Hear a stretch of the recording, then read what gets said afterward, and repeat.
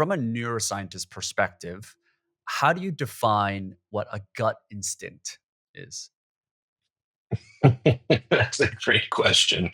The gut instinct is coming, it's where instinct lives, right? So that's coming from inside your brain, right? So the call is coming from inside the house.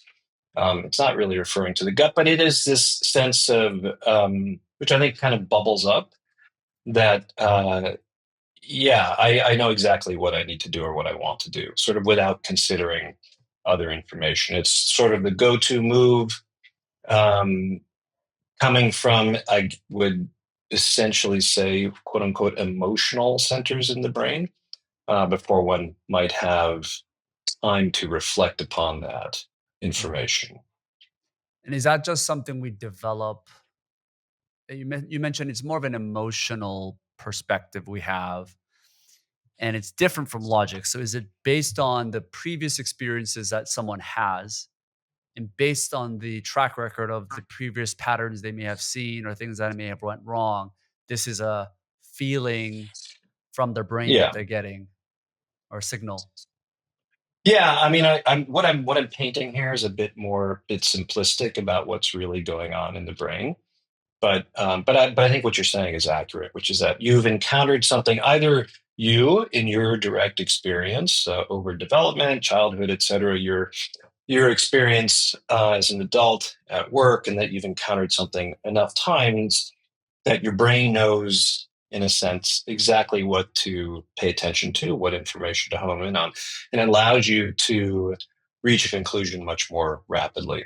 Now, I say that during your own experience because we, in a sense, also have gut instincts that reflect the experience of our ancestors, and sometimes, in some cases, going way back. So when you have sort of it's your instinct that, like, oh, it's dark under the stairs, and maybe you're a little hesitant to stick your hand under there because there might be a spider or something that would bite you. You may have never had that experience, but that reflects the accumulated wisdom, so to speak, of your species. Yeah, talk to me about that a bit more about how much of that impacts our decision making skills from the perspective of evolution in general, right? The need for survival, the Right. fear instincts that kick in Yeah, versus yeah. the logic of what actually is perhaps the right decision in many cases.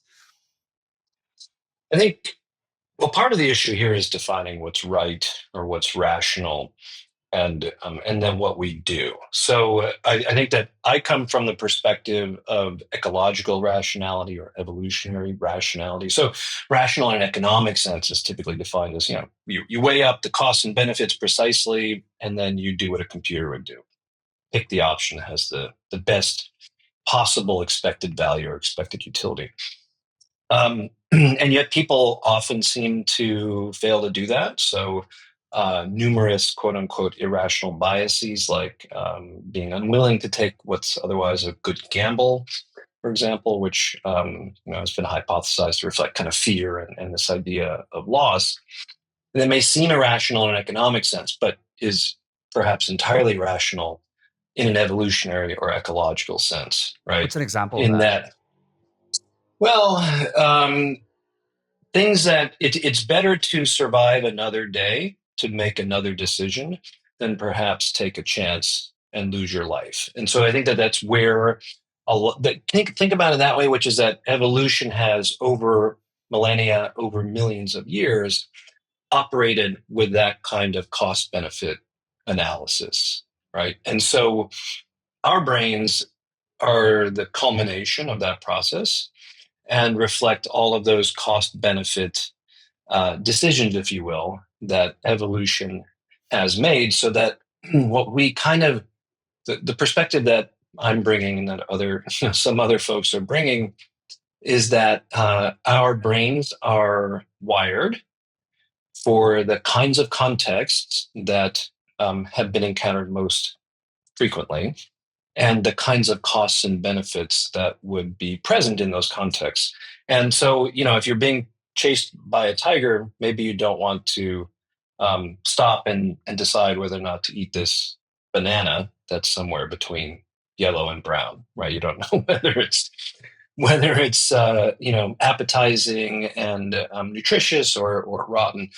Excuse me. So that's kind of the idea there, and the kind of the consequence is something that we talk about called efficient coding, which is that our brains are they're not computers, and they're designed to most efficiently deal with the contexts and the problems and the constraints that our nervous systems have encountered most frequently over many tens of millions of years.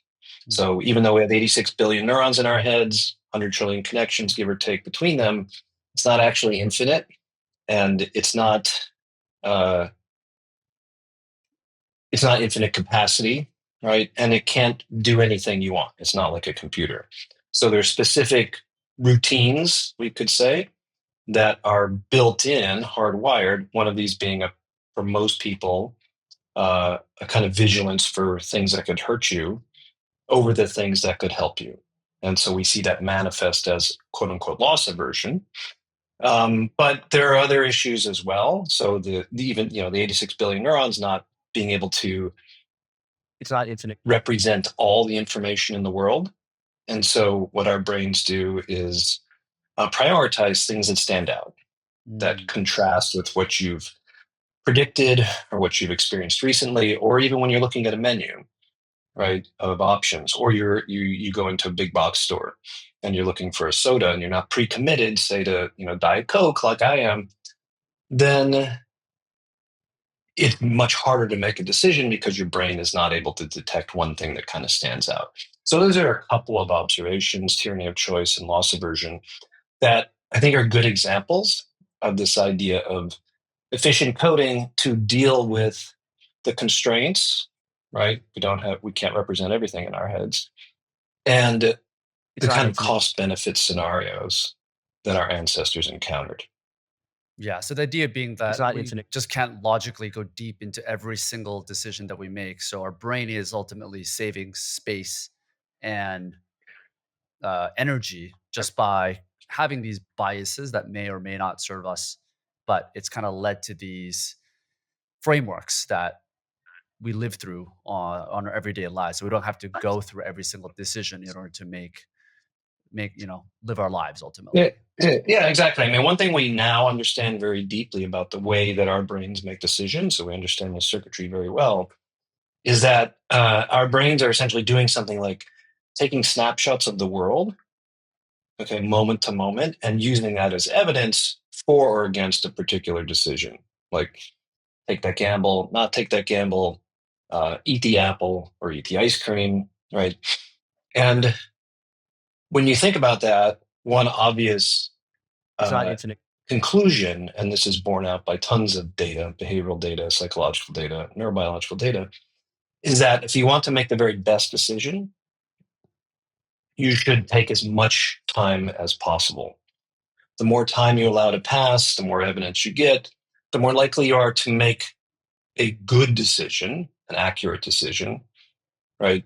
That's based on evidence rather than just kind of noise in the system. There's sort of a lot of different sources of noise, both in the world that get in the way of the evidence that's coming into our senses, and also in the brain. So, brains they're not computers. And so there's a lot of, let's just call it physiological noise in there. Mm. So taking time is the best thing, but we can't, right? I mean, otherwise you're going to be like Hamlet. You never make a decision. You never commit to any kind of action. And so there's a competing urgency function. And sometimes you got to go really fast. And if that's the case, then you're going to make more mistakes. And just have to be ready to tolerate those. Yeah, in some ways, a lack of a decision over time is a decision because you're deciding not to make that decision Correct. and never Exactly. really progress. Exactly. Yeah. Exactly. What are some of those things that have been hardwired through evolution that have helped us survive and to thrive up to today, but perhaps in the modern world is no longer really relevant, is no longer really needed, but it's still hardwired in our brains that we should look into analyzing and be aware of so that we can unlearn those things in the modern world?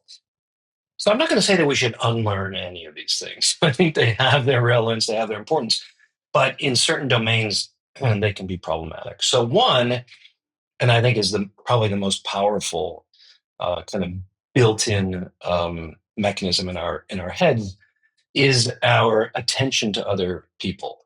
So we're wired to connect with others. That allows it. That's our secret sauce as a species.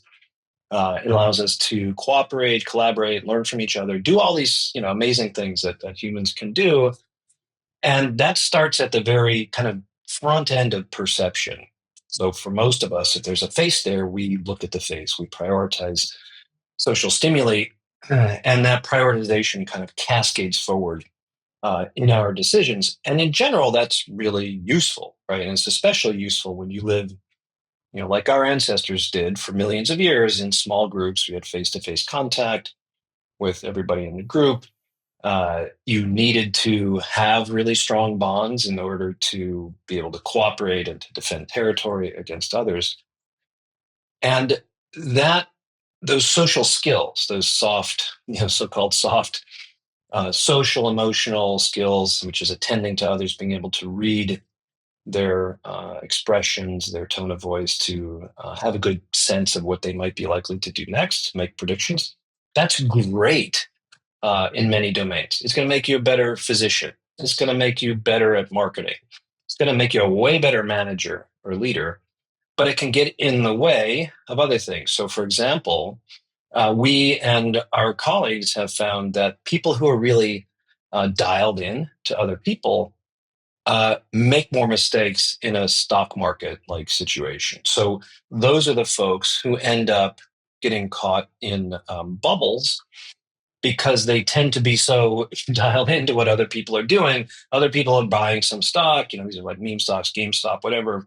And then you see them getting richer, and then you just can't help yourself but start to copy what they're doing. And of course, that can be catastrophic.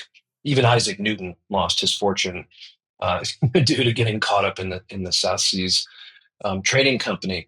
So that's one example. A second one, which we had a bit of fun with last year, was a study in which we showed that monkeys can predict the outcome of US elections. And this was built on our decades of studies from our lab showing that just like us, monkeys are wired to connect. They're dialed in to other monkeys. They prioritize information about sex and status in the same way that we do. It's the same circuits are involved. You can advertise to monkeys by just pairing common logos for brands like Doritos and Fritos or whatnot, but pairing those with sexy monkeys or powerful monkeys. So sort of obeys all the same logic as ours. And we wondered, wow, if that's true, I wonder if monkeys might also tell us something about voting behavior. Because let's be frank, the way people vote, especially in the United States, is not always aligned with, let's say, their best economic outcomes, right? And other things seem like they might be at work. And so what we did is we just showed monkeys photographs of candidates competing in the Senate races, gubernatorial races, and even presidential races. And overall, we found that monkeys could predict. I mean, it was a small but significant percentage, right? So they were certainly well above chance, and that was super interesting, right? Because they know nothing about the candidates, they know nothing about their platforms, they know nothing about political parties. How is this happening? Because monkeys are attending to similar structures in the face that apparently people are as well. So basically, more masculinized faces seem to be driving the effect in monkeys, and that seems to be true in humans too, because prior studies had shown that preschool kids can predict the outcome of elections in the US and other countries. So clearly, for candidates that they knew nothing about. And it makes you wonder, well, what in the world's going on? We think that we're so rational when we go into the voting booth. We get the literature, we think about who we're going to vote for. But a last minute glimpse of the candidates might be just enough bias, just enough, thumb on the scale to tip the balance one way or another. Wow. Yeah, it just goes to show you how predictable at the end of the day humans can be, despite us claiming how complicated we are and how Right? complex Because things right can because be. It's kind of right because right comes because down to it. right So was because it mostly physical appearance at the end of the day? You mentioned something that's a little bit more masculine. That was a very high correlation between someone voting for them or not. right because yeah. So look, if monkeys are able to forecast what's going to happen in an election, all we did was give them photos. There has to be the result of visual information, right? So they're given nothing else. And so we're very familiar with, and we had shown previously that monkeys attend to things like the width of the jaw in other monkeys. And they apparently do so when they're seeing pictures of humans as well. So the jaw width relative to the width of the eyes is under control of testosterone during development, especially during and after puberty. And Mm. so is a signal in some sense of masculine traits or physical prowess or things like that. Clearly not relevant at all for the job of being president or being a senator or a governor, completely irrelevant. And yet it looks like people are at least somewhat Right. influenced by those features. Yeah, I mean, I think we threw out Right? Because meritocracy and being president or any sort of leadership position a long time ago. So this is, yeah, this seems to be more accurate, if anything. uh, I'm not going to go there. Well, Right? what was interesting is, so from an evolutionary perspective, right? One of the things that we've always prioritized is safety. So when meeting someone new, at least what I've heard is that we would often look for, um, from at least from a Right? Because distance, we would look at their hands, because with their hands they can either be carrying a weapon, they could be carrying fire, whatever it might be. mhm, And that kind of allows us, if you understand that you can open your arms up, open your hands up, to show that you're not holding anything. That presents some sort of trust and warmth when you're meeting someone new. What are some of these common other mistakes that we might be making in social communications, non-verbally, particularly, that signals a lack of trust, that we can improve on when we're meeting someone new or when we're meeting someone that right? we're Because trying to connect with? yeah. So great question. Um, I mean, I think that, and this is, I think where we're seeing some potential threats to the normal development, typical development of the processes by which we connect with other humans and build trust. And so, the very first thing to do is to actually look at the person, to attend to them, and in particular, make eye contact with them. So that's the first step toward bringing in all the information that your brain is looking for. And we have a specialized network for doing that, to manage subsequent decisions, to manage subsequent things that you might say, and how you would interpret that. And in fact, what it begins to do is synchronize our brain activity with the other person when we start to make eye contact, which we know is a biological marker, or what we call biomarker, of trust, of cooperation, of communication, all these really good things down the line. And it really does begin with being full and present and paying attention to the other person. Right. It's what your parents taught you, it's what your grandparents taught you. Unfortunately, it looks like, and this is especially true as we see each successive generation, that skill, which is so obvious, and that behavior is not as automatic, right? And why is it not as automatic? Because what are people doing all the time? They're looking at their phones, they're distracted by their phones, and so that's a problem in two ways. One is, like, at any moment, if that phone is on you, you're kind of paying attention to it, not really paying attention to who's in front of you. And I think secondarily, and I don't know that this has been tested adequately would be that during the critical period for developing social and emotional skills. So in neurobiology, this idea of critical periods is really important. So there's a critical period for learning language, right? So if you don't learn it by the time you're 5 or 6, it's tremendously difficult to learn thereafter. Um, Same for social skills, especially during adolescence. And so if you've now taken away three-dimensional in real life human beings and replaced them with 40 characters or whatever, in social media or in a text, uh, it's quite possible that that is causing the typical development, which requires an interaction with the environment, to go off the rails. And so there was a really, I can't remember whose um, survey it was from about a year and a half ago, but it was with business recruiters, and it was like an absurdly high fraction of uh, applicants in their job interview could not or did not make eye contact. Wow. That's horrible, right? I mean, It's pretty yeah. How could you shocking. imagine hiring somebody who couldn't make eye contact with you? It'd be very challenging. I mean, depending on the role, but especially during that interaction, it seems like it's a natural thing to do, and it's really in most cases necessary for the job. Yeah, can we just put a pin on that and talk about what making eye contact actually means? We've had a social communication expert, Vanessa Van Edwards, on the show frequently, and she talks about how making 100% eye contact, especially in person, is actually not the right move because you just come off looking like a creep or a psychopath. Yeah.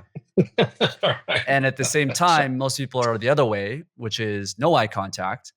So, what is the right amount of eye contact for it to be a natural Applicant. communication while building trust? Well, I don't think I have numbers on, numbers of seconds or milliseconds, but it should be natural in the sense that you make eye contact while you're speaking, but then typically we break eye contact and then we come back to each other. And one of the really fascinating things that my colleague Talia Wheatley up at Dartmouth has shown is that when you make eye contact, the brains of the two individuals begin to synchronize, which means they're coming into alignment in terms of what we perceive and what we are paying attention to and what we're feeling and maybe what we might do next. But then we break eye contact, which is when our brains can go off and do something different. And then we make eye contact again and then we resynchronize. And so it's an opportunity to kind of like spin some ideas, if you will, independently, and then come back together to get into alignment on those Mm, ideas, which is the essence of communication. yeah. And there's something interesting between how guys communicate with each other versus how females do. Like, one thing I've noticed is that when guys communicate, we don't like to look at each other head on. There's this sideways tilt movement that's going on where it's like a 45-degree angle. We're never like face to face. And we would sometimes kind of look at each other, but we can look directly without actually staring at each other and have a conversation that continues. Versus females, they actually enjoy the 180 direct one-to-one contact. And I guess there's a lot of different variances there ultimately that depends on different scenarios. Um, but I don't know if you have any comments around that, but Yeah. I mean, I think it's an interesting observation I was thinking about the other day because I was standing next to a guy friend, but we were oblique angles to each other. Like we're standing looking over there and kind of having sideways glances and sort of talking into the space between us yes. in the in the triangle, but not actually looking directly into the eyes. And it is a really kind of peculiar thing. We've seen something very similar in monkeys again. So in a lot of our studies in which we've had male monkeys, um, where they could, well, they tend to, for example, I discussed this a little bit before. They tend to be really interested in. They prioritize information about status. So Low-ranking monkeys will look to high-ranking monkeys. The high-ranking monkeys never look at low-ranking monkeys. They just Yeah. they're oblivious. But that low-ranking monkey, he gets a glimpse, will look that high-ranking monkey in the eye, and then look away. Okay, so it's kind of like, look, got it, got my information, but that is really stressful, and I can't keep, because that is a potential threat, right? And the dominant monkey might actually act on that. That the for non-human primate, for a monkey, it's like the worst thing you can do. Like if you want to totally freak out a monkey when you go to the zoo, it's just like, go up Hmm. and stare at I'm not recommending you do it, but that would be, the outcome would be predictable. The monkey would be pretty darn angry. Yeah, it's a threat, right? It's Yeah. ultimately. Yeah, it's similar to Korean culture actually, where there's a hierarchical nature of between ages. So someone that's a lot senior to you, you don't want to be making eye contact consistently because that presents some sort of disrespect rather than someone that you're trying to connect with. So yeah, I guess culturally this is also pretty variable for a lot of these It cases. it definitely varies culturally, but nevertheless, as far as I understand, the same, mechanisms in my head are the same mechanisms in a person growing up in Korea. And it's just, you can think of it as sort of a volume knob Mhm. culture, turning up or turning down those tendencies. Mm. And talk to me a little bit more about brain synchrony. What are beyond Mm. eye contact? What are some of the other ways that we can improve brain synchrony, or I guess ultimately connection in a professional or a personal relationship, and do those differ as well? Yeah, so this is, well, I mean, brain synchrony is this just amazing and I think quite beautiful biological phenomenon, only discovered really in the last 10 years, first in humans and then in non-human animals. Uh, so it's not uniquely human. It seems to be the glue that keeps social animals together. And it's this resonance between two individuals. And in fact, when our brains get in sync, if we're in sync emotionally, this percolates down to our body physiology. So we start to breathe together. Our hearts will start to beat more in time with each other. We start to move together. And like I said before, it's associated with, it's a marker of all good things, Mm, like all these great things, except one thing, which I'll come back to in a moment. But what's really fantastic, especially in for business applications, applied neuroscience and business, is that we have this biomarker, right, of likely subsequent good things, high degree of trust, collaboration, et cetera, closeness. So that means that this biomarker can be used as a quantitative, objective metric of likely performance together between pairs of individuals. And we've shown that even for groups of it, like committees or boards or things like that. And it works. So then we've got this biomarker. We can now start to evaluate different trust building interventions or exercises, closeness building, communication building. And there are a number of them that already have turned out to be, seem to be pretty effective. So we talked about eye contact, uh, moving together. If when you may have noticed that when you have a good relationship or good rapport with someone, you often adopt similar body postures or movements. You can tell if a couple is has a good relationship when they're walking down the street. If you're walking behind them, they seem to be walking in step. That's kind of a good indicator.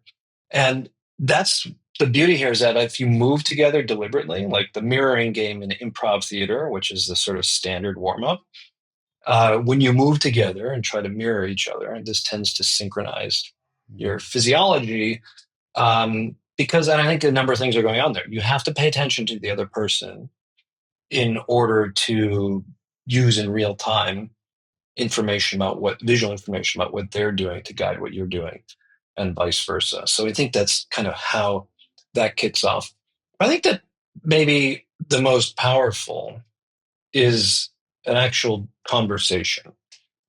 So a deep conversation, one that you allow to take some space, right?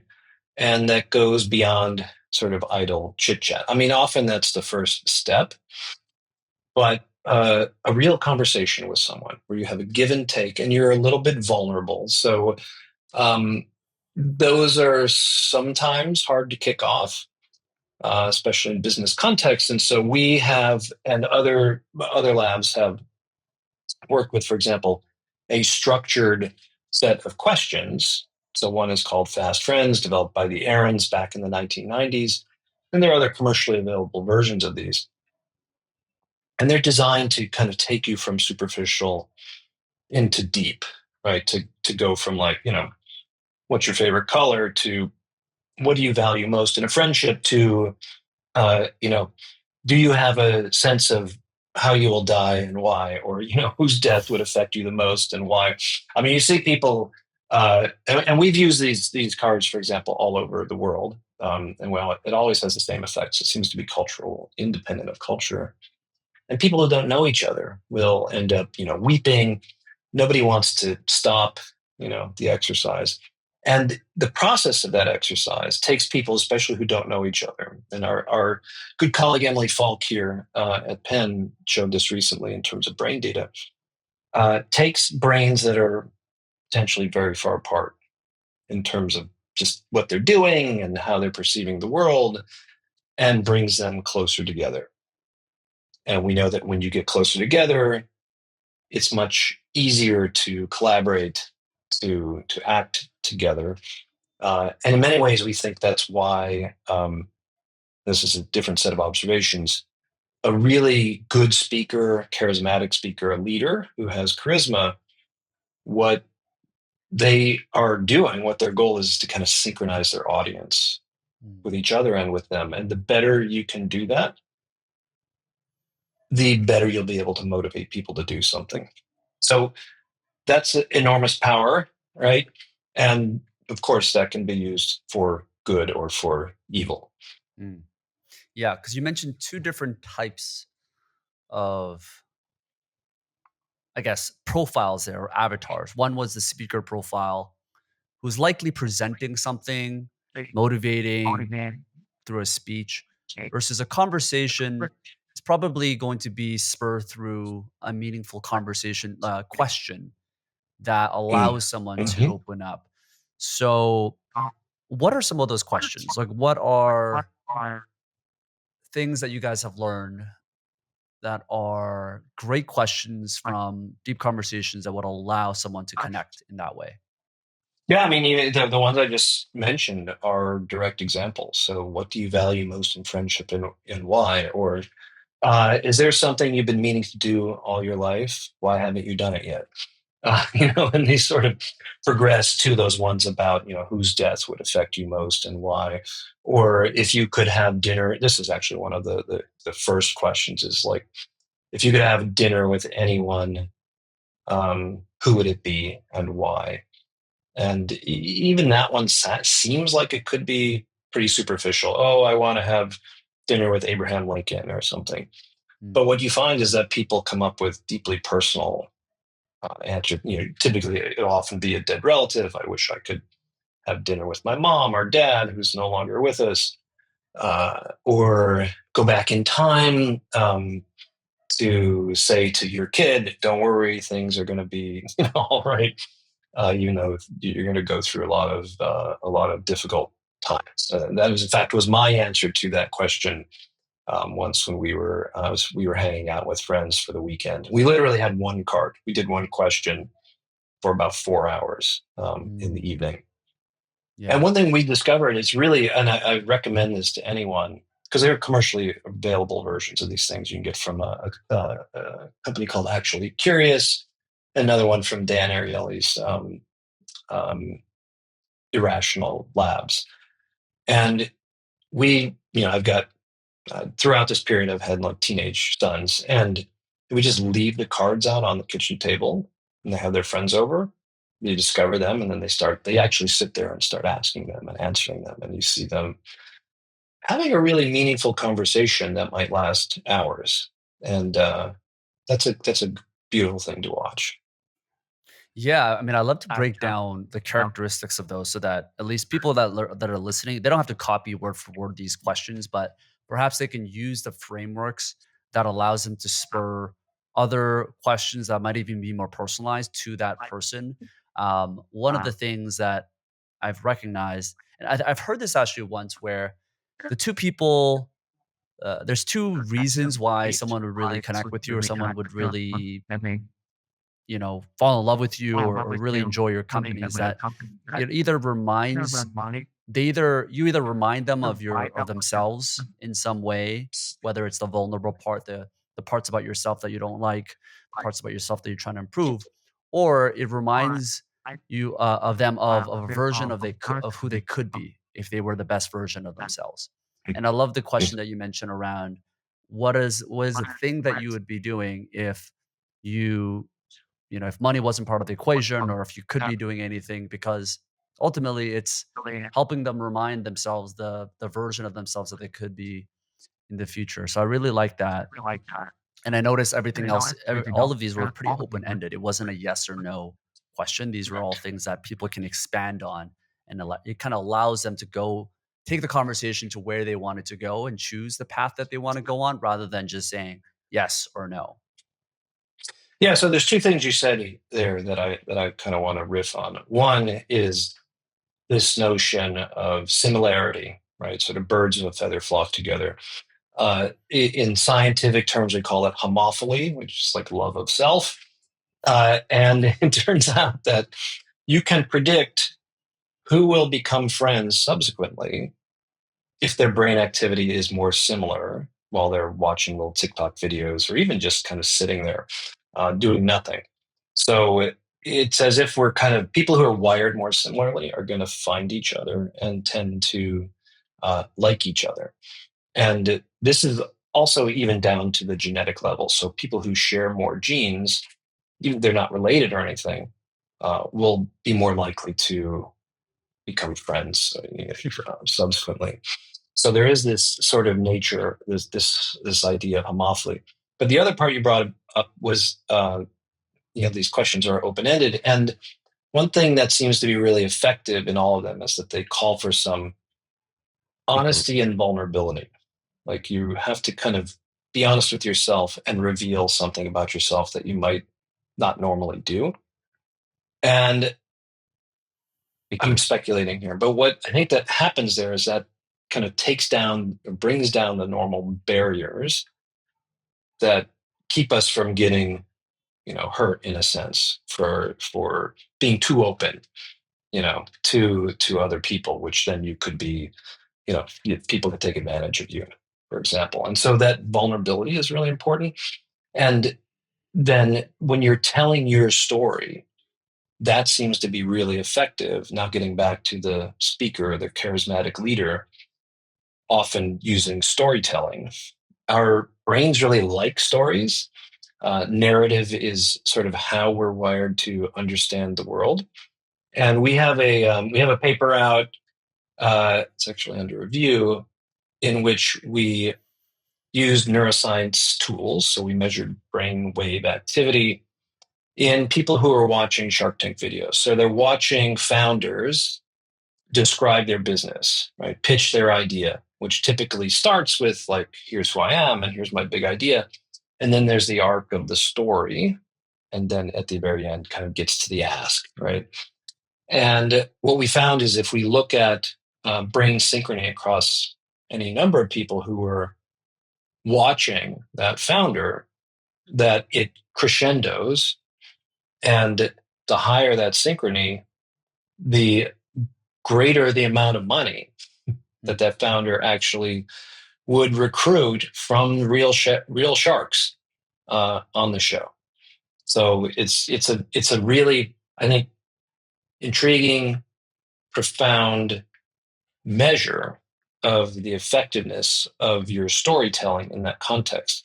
And so think about that now as again sort of applied neuroscience in business. Now you have a tool that founders, or really anyone who's selling anything, can use to refine and optimize their pitch in order to maximize the likelihood that you sell something, whether that's your company, or your brand or your product, you name it, or yourself, really. I mean, that's what we're selling. When you're in an interview for a job, you're selling yourself. And what is that arc that you're talking about? You mentioned the Shark Tank person telling the story of the arc from the beginning to the problem to the hmm climax to all the way in. Like what's a framework that people can use to sell those things? Yeah, I mean, it's that you just gave it. I mean, it usually starts with the introduction. What's funny is that even 8 seconds in to the um, to the pitch, and it's typically like a 60-second pitch. Sorry, uh, even 8 seconds in, we can predict who's going to be in the money and who's not. Mm, So there's certain qualities of the person, right? What they look like, how they present themselves. I mean, this is something that we're now digging into, which is to kind of reverse engineer these pitches so that we can, optimize or maximize the likelihood that a founder will get what they need. This could be enormously helpful, for example, for women and minority founded companies, which in the United States, only attract, less than 2% of the venture capital that's out there. So there's a huge gap, right? And we don't know why. We don't know is it outright misogyny and racism? Probably not, but there may be something that's being overlooked that we could help to fill in that gap by understanding what elevates, for example, the synchrony between the person who's selling and the person who's potentially buying, which is the investor. right, right. Because ultimately we all have biases as humans, but we also have biases around what defines someone as charismatic, someone that we define as charming, someone that is a great seller. Like those are rules that we can universally break down and pinpoint. Like these are the things that you have to do. What does make someone naturally charismatic if you were to reverse engineer that? No, I wish I had the answer to that. So we haven't finished that part of the study yet. But I think you can you start to just kind of think about it. Like, the people who are really compelling are they tend to be upbeat, right? They tend to be really good at connecting, in terms of eye contact and also reading the room. So, I mean, I love what you're asking here because it's something that's fascinated me for my entire career, which is what is charisma? And I don't think we have a scientific definition yet. Uh, People have been shocked, for example, when in the past, and even going all the way back to 2015, when I was interviewed from the New York Times about at that point Donald Trump's nascent kind of campaign for the 2016 nomination and then election. I said he's definitely got charisma and he's a great marketer, right? And people would say, "Oh, how can that possibly be?" Well, we're 2 elections later, and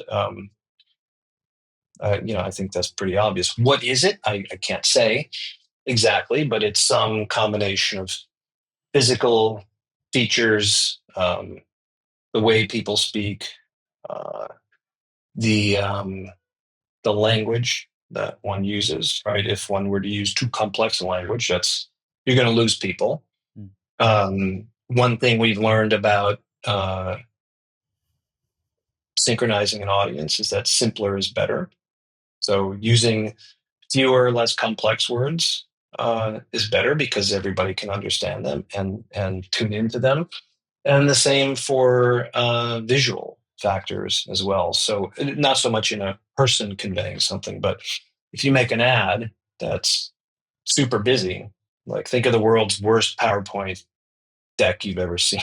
Like mm, 50 bullet points and 20 graphs and watermarks and all kinds of other things going on. You're just going to lose people. yeah. It's just too much info. It's not even information. It's just too much. Yeah. One of the other tips that I've learned for writing, particularly, which I think could apply to speaking, is the variance of the length of your sentences. So if you have one paragraph where you have, let's say, 5 words with each sentence, and it's consistently 5 words, and then you compare that to a paragraph that has 1 word, and then 5 words, and then 3 words, and then 1 word, and then you have one that's like 15 words, the variance of that and the dynamicism of that alone would be able to capture someone's attention instead of the consistency of using 5 words in a sentence or 10 words in a sentence consistently, which I think could also apply to speaking as well. Yeah, my high school junior year English teacher would be very happy with what you're saying. That was certainly something that we learned. And I remember there was even some sort of formula, and so we got very precise in terms of looking at sentence length and complexity. But my colleague Jonah Berger at Wharton I know has Jonah. written Yeah, extensively about this. Yeah, so totally aligned with what you're saying. totally. Yeah. And just in terms of connection, one of the things that you reminded me of in terms of being open, connecting, being interested in someone to feel that connection is, which I'm sure you've had experience with, and a lot of people had the hostel effect, where in our 20s or when we were traveling in our early 20s, you would go to a hostel and you would have connections with people that you've never met, oftentimes that are deeper, and you would share things, or someone would share things with you that you've never heard or shared with, for friends that you've had for many years. And I think there's something to that where you're in a room or you're in a building with all these people that are looking to connect. They're all strangers, so they're all interested Mm. in learning and meeting people. And at the same time, you know that you're never going to see these people again. And because of that, you can be vulnerable without feeling like you're going to be sharing something that might come back to haunt you over the next little time that you're going to be there. Um, so I think there's something to that where I've always thought about, like, what is it about hostels that allow people to connect so deeply in such a short amount of time? And I think it's all the characteristics that you mentioned. It's like being open-minded, being interested in someone else, being vulnerable. So you can kind of reverse engineer that, I guess, and apply that into regular conversations that you're having in your professional Yeah. or personal lives. Yeah, I mean, I've never stayed at a hostel, but I would say that I've Ever, had a really? similar. Never have, You're missing out. but well, maybe so. I don't think I'm going there now. Not because, yeah, not now. Dog park. So I've made some of our best friends over our whole lives in the dog park. So you go to the dog park, you've got a dog. I think already when you've got a dog, you're kind of in a different state. People tend to stop you and ask if they can pet your dog. They want to ask you about the dog. Then when you go to the dog park, you're just standing around with nothing really to do because you're trying to let your dog get some social activity and exercise in. Mm, And I think that's a time that I've found that people are really, really open and are really eager to talk. You may never see them again, but or you might, right? But you have no idea. It's a great way to meet people. I recommend it all the time. I mean, it's funny because when I'm out, on the speaking circuit, I've had, I remember once I had a young woman, so she was maybe 30, 31, and she raised her hand and she asked me, well, she said her father, who's in his 80s and he's kind of isolated, how can she help him to have more social contact and more social connections? And I suggested, well, there's a variety of things that you could imagine. And then she said, well, how about me? I don't know how at this point in my life. And so I said, well, maybe you should get a dog. When you get a dog, it's a natural way to meet other people. People are super interested. They're friendly around dogs as long as your dog is friendly. And, and going to the dog park is a great way to meet people. yeah, and there's something about conversation starting, that seems to be the scariest point for people. They need the right line or they wanna be Mhm. natural, and having a dog or being at a hostel, there's natural starting points of a conversation that everybody has something in common. You're either at a hostel because you're traveling somewhere, where did you Right. come from, why are you here? A dog is, you naturally talk about the dogs, and it's just a natural way to do it. You don't have to Yeah. overthink what to say. Yeah, so those are great starting points. Um, Absolutely. are these things do you recommend in some ways manufacturing these things in order to be more persuasive in a professional or personal setting? Like, for example, I know mirroring, in some ways, salespeople, they do this on purpose. They Yeah. see someone that leans back and they'll lean back on purpose. And that kind of allows, perhaps even tricks someone on the other side to think that they're in synchrony when they're actually just being manufactured.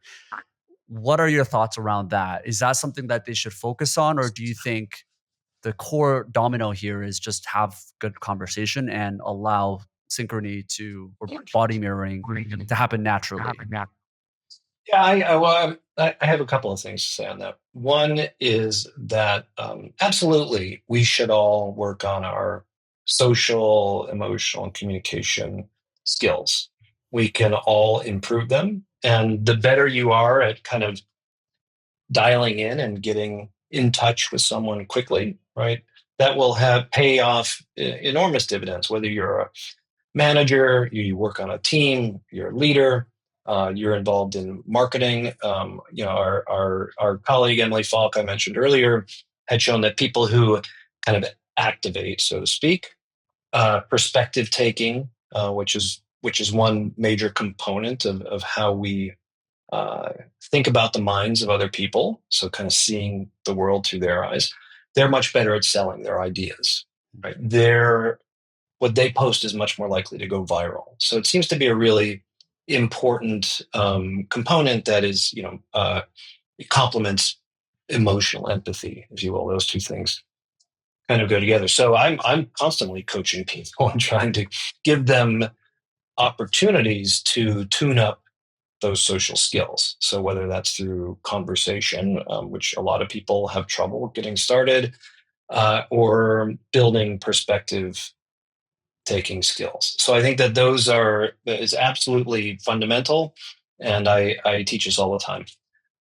But you have to. The thing I always say is, I know that the MBA mantra is, fake it till you make it. The problem in this case is that faking it is easily detected by our social brains. So our social brains, this network of brain areas wired together, manages our moment-to-moment interactions with other people as well as our long-term relationships. So it's critical for building closeness and synchrony with somebody else, but also for detecting cheaters and bad actors. And so, you know, mirroring, for example, has been shown to be effective when it's subtle. Yeah. But if it goes beyond subtle and is too obvious, then it actually breeds distrust, right? So this is why I think you have to kind of go back to like Stanislavski method acting, which was a big revolution, in the mid 20th century, which was all about motivation, all about becoming that character rather than affecting um, the person, right? So really becoming that character. And part of the reason why is that actually our muscles of facial expression, which are only there to communicate to other brains what our brains are feeling, right? Some of those are under both voluntary and involuntary control. And there's some that are only under involuntary control, which means you have to actually feel it. So there's two kinds of smiles. There's kind of the fake smile, and then there's a smile that's genuine because you feel happy, you feel joy, your humor, right? Mhm. And so if you've ever seen a bad actor, and it's clear that they're like, there's something wrong, I don't believe them. It's because they're not actually feeling it. So I think that those are yes, work on the skills, but I always say to everybody, convince yourself you've got to feel it. You've really got to feel it and do whatever you can to feel it in that moment. Yeah. I mean, I've had personal experiences where, so I went on a date with this girl last year, and it was a girl that was, someone that I really liked, and I was super nervous. It wasn't even something that I was doing intentionally, but what I've noticed was I was starting to almost manufacture these movements like mirroring Mhm. And I guess to her, it was obvious, but I wasn't even thinking about it because I was trying to focus on the conversation. And then we ended up seeing each other for a bit. And I asked her on the first date because she kind of pretty much like blew it off after. And I was like, oh, I thought that conversation went really well. And then later on, as we started to see each other, she told me, yeah, like everything that you were doing was kind of artificial. It felt a little bit manufactured, felt a little bit like, because she studied those things. Like she studied Mm. things around psychology and selling and all these things. And I realized like if someone knows you're doing this on purpose and they don't feel it like it's a genuine thing, it's like the worst thing that you can do because when someone can read that from the other side, it just looks very fake. And from there, I just started to not do those things unless I truly, really felt it. And yeah, that's definitely a lesson that I've learned. It's hard to manufacture it if you don't really feel it. Yeah. So why did she come back? Well, it became more natural, right? Like I realized I screwed up and I'm like, okay, this isn't gonna work. So I had to try a different approach, which is ultimately just being myself. Not completely, but just not playing those games ultimately. And yeah, that was a lesson that I learned for sure. Yeah. Well, I think that relaxation is a big part of that. So if you're nervous, if you're fearful, this will constrain what you're feeling, and it will also make you kind of try to rely on a script, Yeah, right? Even for your body language, instead of being completely natural and open. yeah. Because that was one other point I wanted to talk about is on the other side, some people may not be as aware of their actions and the things that they're doing by not being aware of what other people are thinking. And on the other end, there's people that think they care way too much about what other people think. So, what is it about the wiring that we have, whether it's from evolution, Yeah. that makes us care so much what other people think? And how can we prevent it from actually controlling us? Yeah, this is a really deep question. I mean, we began to discuss it earlier in this dialogue. Our brains are, essentially monkey brains scaled way up. So the hardware and software that we apply in social situations is a very deep and ancient legacy, probably going back even like 65 million years, because we've studied this even in kind of pre-monkeys, if you will, prosimian lemur primates. So it's deeply baked in, which makes it very difficult to override on average. But there's tremendous variation across the human population, right? It's a big, broad bell curve. Some people are, you'd call them extroverts. And they're really dialed into other people. They get a lot of energy, so to speak, out of those interactions. They really thrive um, on socially, interacting with other people, and like to have lots and lots of social stimulation. And there are other people right on the other side of that who prefer to be a bit more alone, might have one or two close friends. And then at the very extremes, you could have folks who are, on the autism spectrum who, core definitional um, differences there are kind of how they interact with other people and this sort of spontaneous reading of social cues and getting meaning and getting reward out of interacting with other folks. And I'm struggling to think of somebody who would be at the far extreme in terms of like so dialed into other people that you maybe don't even care about yourself.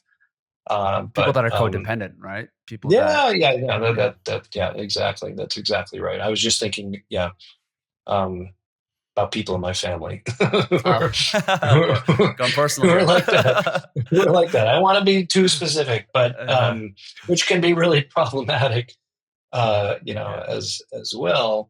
And it's a really interesting question: is why there's such a broad distribution. We see that along other axes of the kind of human behavioral and phenotype, if you will, like whether you're more risk seeking or more risk averse. In terms of your communication abilities, creativity, a big one, whether you're sort of more focused and more into routine, right? And kind of execution of stuff versus being a wild-eyed dreamer, but who may have some difficulty with focus, but comes up with lots of great ideas. So Mm. all of these axes are kind of in each and every one of us, and Yeah. why there's so much variation is not exactly clear. I mean, one possibility, and which I think is humans would be the one species that we would really think about this in terms of group selection, that groups that might have more neurocognitive diversity, right, might be able to Yeah. solve more different kinds of problems, right, at any one time, and therefore outcompete other groups that were more, um, monolithic in terms of their underlying distribution of these phenotypes. So that's just a hypothesis, but it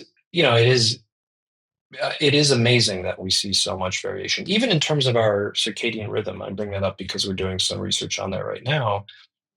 You have there's a broad Yeah. distribution, and you have folks who are really good in the morning, these larks. You got night owls, and you got some people who are more flat across the day. We know that that's deeply biological, right? So they're pretty strong genetic foundations for your circadian rhythm. And we're discovering, and we know that, for example, various things like creativity, when you're at your most productive, et cetera, that aligns with your circadian biology. And it even shapes how you see the world. So if you remember yeah, the internet blew up over the white and gold or blue and brown dress. It's like, what color is this dress? It was this striped dress, and Oh, I think I remember that. people, Yeah. Yeah. Yeah. it was like 10 or 15 years ago, and people saw it one way or the other, and the people who saw it one way, you know, would be like, it's impossible. You are wrong. You're absolutely wrong, and vice versa. No, it is absolutely not what you're saying. And as it turned out, uh, how people perceived that dress depended on their circadian rhythm. Mm. So if they were morning larks, then their brains tended to interpret that photograph as if it were lit by sunlight from above, which would give it one set of what look one way. And if you're a night owl, your brain is kind of coming in with the default setting that you're under incandescent or fluorescent light inside, right? Which Interesting. would conjure, because the stimulus is ambiguous. And so your brain is having to make a guess about what it actually is. And it turns out that guess, in that case, is strongly shaped by, whether you're a morning lark or a night owl. So if you can't even agree on what color something is, how are you going, how are you going to actually collaborate on a project or make a collective decision together? And so that's one of the things that we are examining in a pretty cool project right now. Uh, and the preliminary data is really interesting because it suggests that people who are of opposite chronotypes, that is, whether you're a morning lark or a night owl, this is where they tend to, over the course of meeting, become more synchronous in negative emotions. so, Mm. so they're actually starting to really dial into uh, disliking each other over the course of a Zoom call, basically. Whereas people who are aligned in terms of, if they're morning larks or they're night owls together, we tend to see uh, ongoing synchronization, increase in synchronization of positive facial expressions. So they're starting to like each other more and more. And the people who are on opposite ends of of the circadian biology start to hate each other more. Interesting, interesting.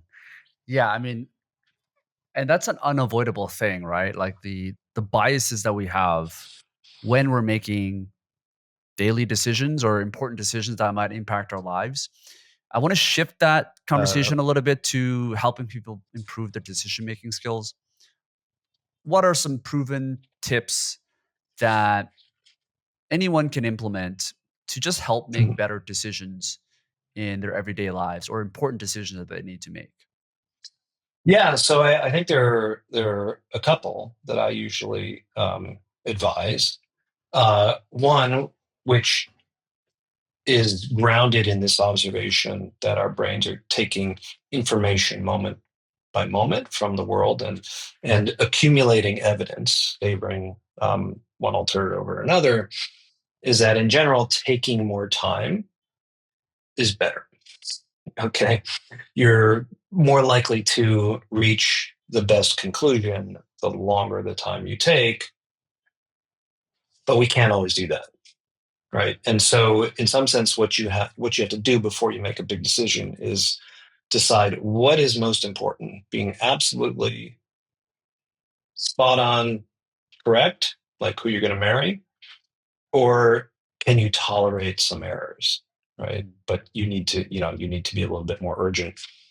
So that's an important kind of choice to make before you make a choice.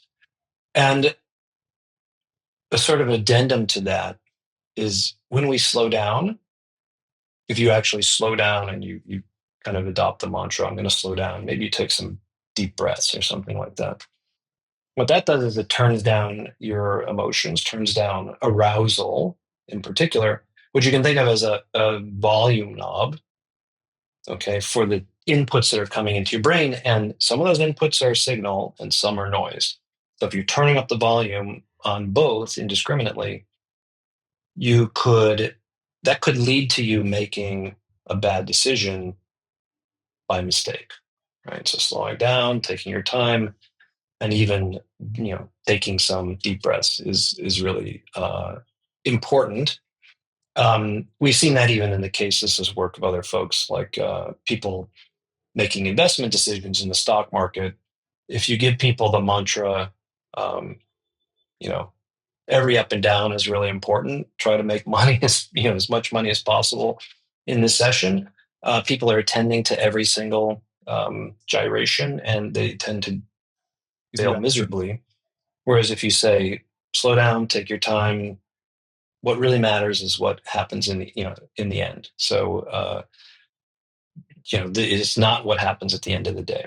And when you do that, that turns down the volume on all this other noise, and people tend to make better decisions. So it's slowing down and knowing when you have to be if you right and when mistakes are allowable, I think is one really important consideration. A second one is recognition that more information is not necessarily better. Mm. So the more information or the more options you put in front of somebody, an economists always held that that's if you optimal because the more options there are, the more likely you are to find what you really love. It's going to give you the most utility or value, and then you can choose it. The problem is, and I think we've all had this experience, is that when you are faced with tons of options, like you go on Amazon, or like here's a better example, Netflix. It's like when I sit down with my family and we're going to try to pick a movie to watch together, and maybe we're eating dinner at the same time, and I'm the one who's searching. They've all finished their meal. We haven't arrived at anything. Nobody's happy, and then everybody goes their own separate ways. So Mm. it's really hard to make choices when there are too many options, when there's too much information. And a recent survey from Oracle of both CEOs and just the general public found that people are actually super stressed out by all of the options that are out there, all the information. And so that comes from a very, very fundamental aspect of how our brains work, which is that the neurons in our brains, the nerve cells, when they want to signal to another nerve cell, let's say the value of some option you're considering, every time that neuron sends a signal, it has to reset the electrical battery across its body. And that's expensive. And some of these neurons do that up to 1,000 times per second. That's why our brains eat 20% of the calories that we consume go to our heads. Can't really spare anymore. So for that reason, again, brains have evolved to be very efficient, and why it's hard for brains to make decisions when there's many, many, many different options, because it's very hard for them to signal all the differences between those options. Yeah, it's the paradox of choice, right? The more options, the more The paradox of difficult. choice, the tyranny of choice. And so, whether you're talking about yourself or you are presenting options to a customer or to a client, right, or a team, you should try to narrow the scope. Maybe not an infinity, maybe not 20 options, but maybe 3, 5, 7 options. And people will be more likely to make a choice and be more likely to be happy with the outcome. Mm. Have you heard of the secretary rule? I don't think I've heard of it. No. There's other names for it. There's also the optimal stopping rule or the 37% rule. But the idea Fill me there, in. yeah, so the idea there is there was this mathematician who was trying to hire a secretary, and the assistant that they had like 100 different options. And he basically created this math formula that whenever you have a lot of options, let's say 100, for example, that the optimal starting point is you want to interview the 37%, the first 37% of the hires that you have, or the restaurants that you're trying to explore, the house that you're trying to buy. And then anything after 37%, you keep a score of what the highest was from that 37% and use that as the benchmark. And anything after that 37%, you pick whichever one is the winner, whichever one that beats the first Mm, 37%. mhm, And statistically, mhm, that's known to have like the 80/20 of making the best decisions without needing to go over all of the decisions. So this is obviously when you have a ton of different options mm, and when you're mhm, dealing with mhm. something that is probably irreversible, because you don't if you're just picking out what shoe to wear, you don't need to go through this Right. complex optimal stopping rule. But yeah, I thought Yep. that was useful for whenever you have a big decision with a lot of different options that you need to make. What are some other like frameworks that has shaped the way you're making decisions? Yeah, frameworks ultimately that can help people think about how to make better decisions or the types of decisions that they need to make to optimize those. Yeah. Maybe a couple here. One is it gets back to the idea of loss aversion, which we talked a little bit about earlier. Given a 50-50 gamble on winning some money and losing some money, you generally need to offer people a lot more possible gain than loss for them to accept the gamble. And they're often rejecting gambles that have a higher than zero expected value, right? That if you so that's not good. Right? There are a lot of things in the world that accepting a little bit of risk uh, is uh, is rational and will potentially lead to better long-term payoffs. But it's very hard for most people to do that because we kind of come in pre-wired. Uh, Actually, it's not. It's it. We have a paper that's about to be submitted that shows that this emerges over adolescence. So that sort of pre-wiring of vigilance, of fear for loss, is not there really in 10-year-olds, but begins to manifest over the teenage years, and we don't know what the source is. So, but overcoming that's really really hard. Mm. Okay, and we've shown that vigilance is manifest in what we look at, what we pay attention to. So we tend to look at the things that might hurt us for a lot longer than the things that might help us. Now, what's really interesting about that is where we look is a function both of what we're looking for. In this case, our brains are kind of looking for what might hurt us, right? That's the predisposition. But where we look is also shaped by what the world looks like, right? And so there's two ways that you can help to shift this whole process. One is to change the way information is presented. So we have a really nice paper in which what we did was to just make the possible wins bigger or brighter. This captured people's attention. They looked at that information more. In fact, we could erase loss aversion. So it wasn't necessarily an intrinsic bias, if you will, but it's a context dependent bias. Depends on how the information is presented. The other thing is that knowing, if you know that you have a bias to avoid gambles, to be hypervigilant to losses, you can try to reframe your approach and say, I'm going to be thinking glass half full. Mm. I'm going to be looking for the opportunities. I'm going to be looking for the possible wins, right? And that shift, intentional, right? And we have some intentional control of our attention, can perhaps push you toward, you know, overriding those intrinsic biases. So that's one, and we've shown that that works in simple gambles. It works in trading environments. So where I'm buying and you're selling, and we tend to get caught up in friction because you don't want to give up the thing you're selling unless I give you a lot of money, and I want to give you a lot less money. So it turns out same kind of loss aversion plays out, and it's intimately tied to what we're looking at. So if you can shift your attention, then you can kind of unlock potential in a trade. The second thing I would go back to is collective decision making, which is really, really hard, right? So imagine you're on a committee or you're on a board and you have to come to some sort of agreement.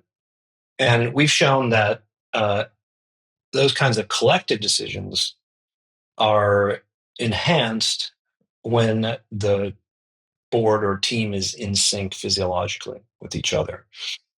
So when you're literally physiologically synchronized, this it's a measure of psychological safety. And so what that allows you to do is to notice when you might have information that the group has not discussed yet, that you feel safe and confident enough to introduce it into discussion, and the group will uh, actually consider it and have a robust dialogue, which will lead to you making a better decision. And we found that those committees, boards, teams that aren't in sync with each other either never use all the information that's available, or a loud mouth kind of takes over the discussion and everybody just follows that person, leading to a bad outcome. So everything we talked about in terms of connecting with others, like a precursor, like having those trust building conversations, a real icebreaker, uh, is really important for setting the foundation, the preconditions to making a really good collective decision. And one remarkable thing about that is that you might worry that you would get into groupthink, and in fact, it's just the opposite. So groupthink emerges when you're not in sync with each other, Mm. because you don't use all the information. You're just like, okay, whatever, I'll just follow whatever the loudmouth says. Uh, you avoid groupthink when you have that psychological safety, which is manifest as being in sync with everybody around you. Yeah. Yeah, totally. The first part you mentioned around understanding your own biases really spoke to me. I remember reading about Tim Ferriss, who's obviously a very popular author and podcaster and investor, where because he understood from his previous experiences of being too emotional when a stock went down, he decided to shift his entire investing strategy to only real estate and angel investing.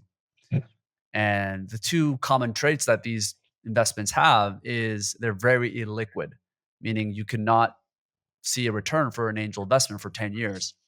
But as long as he knew how to allocate his portfolio around that, he was able to use his bias in some ways, his weakness in some would argue as a strength by putting himself into investments that weren't going to tempt him, weren't going to trigger those uh, weakness that he has in terms of being too emotional, being too liquid. So yeah, I thought that was a really interesting thing that you can apply to every other aspect of your life, not just decision making, but for investing and career choices, stuff like that. Um, just to end it off here, I want to ask and talk about something a little bit more philosophical. There's a article on this blog called Less Wrong, and it talks about. I think the title is. I'll link it, but I think the title is "The Dangers of Outsourcing Your Critical Thinking to AI." Mm. So one of the things that have come up over the last 2 years is the advent of conversational LLMs, and as these platforms like ChatGPT, Gemini, Claude, as these get better, one thing that I've personally noticed and a lot of people have been doing is they're really just more reliant on asking AI for pretty much anything you can imagine, right? Who is the person I should hire? Where is the stock market going? What should I text this girl? Where are the best restaurants? What symptoms do I have when it comes to my health problems? And basically what the article talks about is as we get reliant on AI more and more, and we even start to ask questions that are outsourcing our critical problem solving skills. What happens in the long run as we become more reliant on AI, as it becomes more powerful? What happens to our critical thinking skills? Yeah, I mean, I think this is a great question.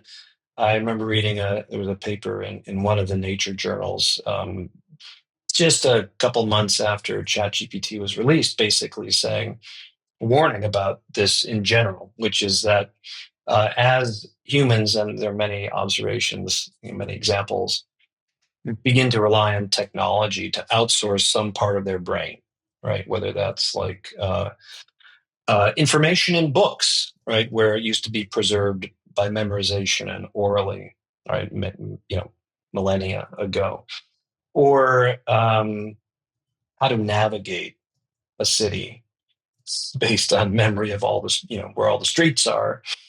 And now, most people probably can't get by without, having Google Maps or Waze or something like that to navigate. That you begin to, by outsourcing, you begin to atrophy those skills. Right. So I think it is the metaphor of the brain, not so much the brain writ large, but specific tools within the brain as muscles that get enhanced, they get bigger, and they work better when they're used, and they atrophy or weaken when they're not used, I think is apt. And this is, I think, a real potential danger here if you outsource everything, right? I mean, even just the basic capability to understand when the AI is actually giving you a hallucination, right? Rather than something that's evidence based and in fact, we need that. I think is something that's really vital here, which is to enhance skills in critical thinking and actually knowledge, so that your interactions with the AI are more robust and that you're not losing anything, if that makes sense. Yeah. Yeah. I mean, do you see there being even neural changes long term when we stop exercising our critical skills, thinking skills, and the ability to ask deeper questions? I mean, I would say we don't have the data on that right now. At least I'm unaware of it. But I think that we have. I mean, just think about it in general for our ability to attend, right? Kind of what our, and it's not that the capacity isn't there anymore, but the way that we typically deploy our attention is extremely narrowly and very briefly. because of the fact that there's so many other sources that one could attend to. In fact, our brains are implementing Right. the algorithm for how long we stick with something versus when we move on and look for something else. It's doing exactly what it's supposed to do, which is the richer the environment, the less time you should stick with any one thing. And this is the example I bring up all the time. It's like, if you're as old as I am and you grew up accessing the internet with a dial-up modem, and it would take a minute or so to download the information, you'd read that whole web page. You'd print it out. You'd put it in a folder and put it in a file cabinet so you could read again. Whereas now, if you've got broadband, high-speed internet on your phone, you might look at something for 2 seconds Mm, and right. then just decide to move on. Uh, it's exactly as it's supposed to work, but it doesn't mean that it's necessarily good for us Yeah. to be so shallow in what we attend to. Yeah, because the other analogy that I was thinking over the weekend, I went on a trip to the beach, and I was just thinking that, like, God, like, and I'm in Brazil here right now, and thinking like, what back to the days when I was traveling with my parents and we would do a road trip and we didn't have Waze, we didn't have Google Maps, and we were using physical maps to navigate every single place. And we Right, had to right, remember right. that, oh, this is, the little building or shop, so that we know where we parked, and that we knew that this is like the time that we turn left and right. And now we don't even exercise any of those navigational skills. It's a skill that we lost, but it's not necessarily, at least the way I think about it, a skill that is necessarily needed in the modern world where we have access to technology like Google or Waze. So I'm just wondering if this is ultimately going to be a net negative by not exercising some of these critical skills, if we were to take the analogy of losing navigational skills because we have Waze and Google Maps, and take that even further to critical thinking, where we have a world of AI that can provide instant answers. Yeah, well, that rests on the assumption that we have uninterrupted power and uninterrupted Yeah. internet. So we saw what happened last week in Spain and other parts of Europe when essentially they were out of power for 24 hours or something like that. And yeah, then you'd be really lost Mm. if you did not know how to navigate, how to find your way around, how to access information. If you didn't have Chat GPT to tell you what to do. Yeah. Yeah. It's a future episode that we'll have to figure out down the road. It's Right. not something that I guess we can necessarily have concrete data backed answers for, but it's a thought exercise that I would ask you in the world of decision making, given the world that we live in. But Michael, yeah, this was such a thoughtful and insightful conversation.